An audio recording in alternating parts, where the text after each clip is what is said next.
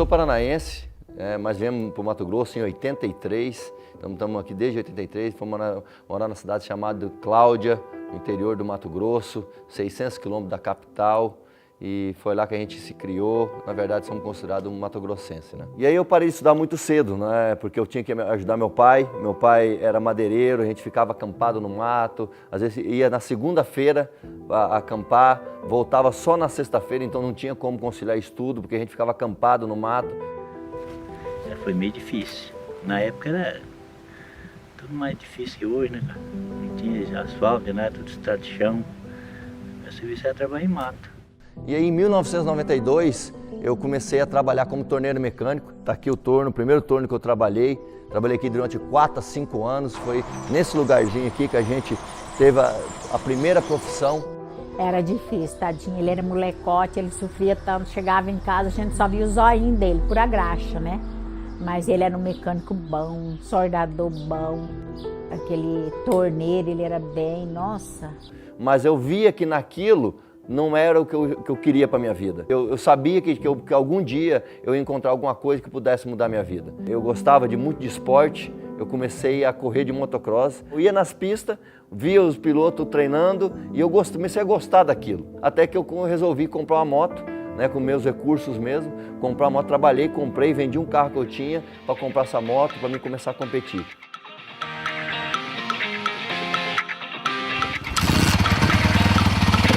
Eu trabalhava o dia todo, a semana inteira no torno. Aí na sexta-feira à tarde eu carregava minha moto, ia para a corrida, ia lá, corria no sábado, no domingo e depois carregava a moto e voltava embora, porque segunda-feira a gente tinha que estar aqui de novo, trabalhando, né, para ganhar nosso pão de cada dia. Meus amigos não acreditavam, ninguém mais próximo de mim acreditava que eu poderia dar certo, mas mesmo assim eu persisti. E com o tempo eu comecei a realmente pular, comecei a competir e no meu primeiro ano eu fui piloto revelação no Campeonato Mato Grossense de Motocross. Eu lembro quando um amigo meu começou a me ligar e falou para mim, ó, você queria um negócio para você ganhar dinheiro? Eu encontrei esse negócio para você. Porque eu tinha que sair da cidade de Cláudia, né, que era a minha cidade, para ir para Sinop, conhecer, que é uma cidade vizinha, mas era 80 quilômetros de chão na época, para poder conhecer essa oportunidade. E era um dia inteiro de evento. Quando eu cheguei lá, deparei com aquelas monte de carros adesivados, aquele monte de gente, aquele tumulto de pessoas, e eu falei assim, volto embora ou já estou aqui e entro? Eu já tinha andado 80 quilômetros, falei, vou assistir. E eu entrei sim naquele negócio, e eu não entrei pensando em morar onde eu estou morando hoje, dirigindo os carros que eu tenho hoje. Eu entrei pensando em ganhar 3 mil por mês. Na minha época era o dobro do que eu ganhava. Eu sou de Barra do Garças, né? Nascida e criada em Barra do Garças. E eu fazia cursinho pré-vestibular e à tarde eu trabalhava na casa de carne. E um dia, eu lembro que era uma segunda-feira, passou uma pessoa pedindo uma informação. E do nada ele me fez um convite para me conhecer uma oportunidade de negócio que era para ganhar dinheiro. E foi no dia que eu cheguei lá na reunião, estava lá Claudemir Rodrigues mostrando o plano, mostrando um cheque de 3 mil. E aí a gente começou a namorar e comecei a desenvolver o negócio junto com ele, comecei a acompanhar, comecei a ver como que era o negócio. Aí veio a grande descoberta, o cheque de 3 mil já tinha 3 anos, mas a gente acreditava no negócio. E aí o Claudemir falou, Lô, a gente precisa ir para um grande centro, uma capital, onde tem pessoas empreendedoras, onde rola mais dinheiro, onde pessoas buscam algo novo.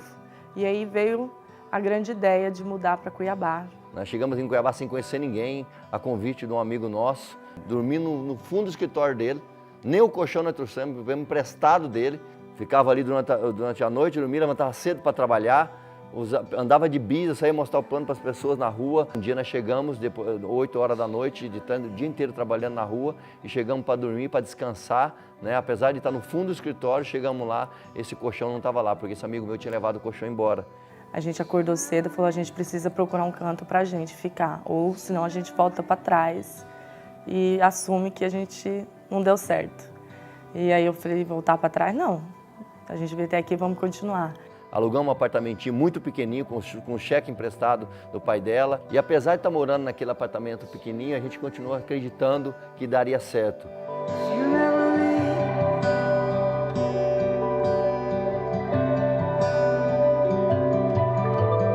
Muitas e muitas vezes lá da sacada, a gente ficava olhando o condomínio que estava sendo construído e falava, a gente vai morar um dia, e ficava sonhando ali nessa casa. E sonhando, né? Nunca deixamos de sonhar, nunca deixamos de sonhar e acreditar que um dia nós já saímos daqui e moraríamos naquele condomínio.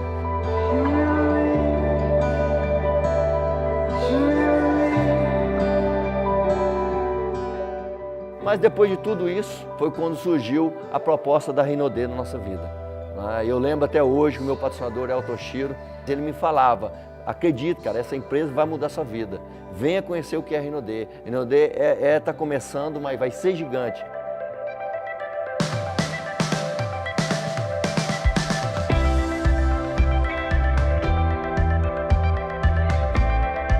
Foi quando ele me pegou e falou, venha para São Paulo. E eu fui para São Paulo, conheci a empresa, foi naquele momento que eu conheci a Rinodê, que eu conheci a família Rodrigues, que eu apertei a mão do Sandro, nosso presidente, foi quando realmente eu entendi que aquela empresa seria diferente. Eu vi no olho do nosso presidente o que ele tinha para poder levar para as pessoas. E já não era mais dinheiro, e sim a missão de mudar a vida das pessoas. E era uma casa velhinha, caía nos pedaços. Eu dou graças a Deus, ele que me deu essa casinha. Se não fosse ele, né? Eu não tinha uma casinha bonita até hoje. Ele sempre foi sonhador. Desde de pequeno, ele sempre falava que um dia, até na questão da casa, ele sempre falava para minha mãe que um dia ele ia conseguir dar uma casa para ela. E ele, né, prometeu e cumpriu, com a graça de Deus. Moravam os dois juntos, né? Na época de quem tinha que pagar as contas, quase era eu trabalhando com torno, né? Eu falei, Carl, você não tá no lugar certo, não. Ele olhou pra mim e falou assim, Daniel, eu vou ficar rico ainda com esse negócio ainda. E ele sempre falando, né, que ele ia dar um jeito, ia mudar de vida para ajudar nós, né?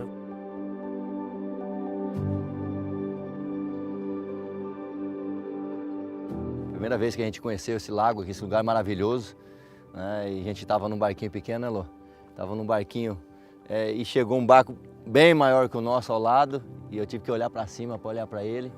E naquele dia nasceu um sonho de ter um barco como esse. Na verdade, até pedi pro dono do barco para eu poder entrar dentro do barco dele, conhecer como é que era, para me visualizar aquele sonho, né, e para depois a gente concretizar. Colocamos no quadro do sonho e eu sempre visualizava isso. Quando a gente fala que hoje tem coisas acontecendo na nossa vida que nós não tínhamos sonhado nem nos melhores sonhos, é disso que a gente está falando. É aqui que a gente carrega as baterias, tem vezes que a gente vem aqui e fica 3, 4 dias embarcado, né, se divertindo, se descansando a mente, para a gente voltar depois, né, com as energias carregadas. A gente vê nele que ele é uma pessoa exigente, tanto é que ele chegou onde ele chegou, né? E assim, a gente se espelha nisso, né? Eu mesma tenho orgulho, bastante orgulho dele, que ele é um paizão, mudando de vida, ele mudou muito a nossa. Eu tenho hoje em dia muita oportunidade, né? Muito mais oportunidade com ele. O pessoal não apoiava, não dava credibilidade nenhuma para ele. Toda vez que ele, tanto é que ele começou o negócio, ninguém acreditou. E mesmo longe, ele sempre tenta estar presente da gente, mesmo trabalhando muito, ele tenta ser um pai bem presente.